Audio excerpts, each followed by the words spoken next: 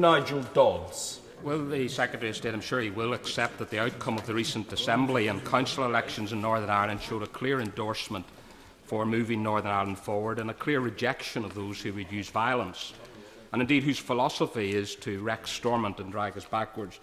Will the Secretary of State give a clear commitment now that he will work closely with the security forces, the police and the new Minister for Justice in Northern Ireland to protect society and do whatever is necessary to protect all of us from dissident terrorist threats?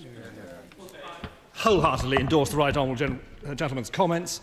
There is absolutely no place for pursuit of any political aim by physical violence in Northern Ireland. I congratulate all those who were elected to the Assembly. I congratulate all those who have been elected to the Executive. And obviously in this particular issue, I congratulate David Ford, who I spoke to this morning. I can assure the right honourable gentleman we will keep up the very closest cooperation with the Stormont Executive on this issue. Mr. Nigel Dodds.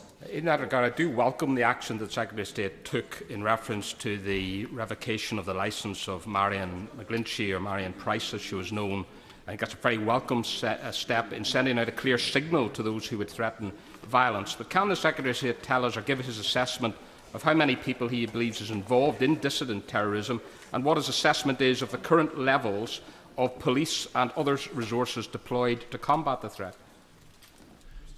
Well, Honourable Gentleman, I'm not sure the numbers of those involved is so important as their capability. And he knows as well as I do that they are continuous in their efforts to attack not just the police, but completely innocent members of the general public going about their day-to-day business.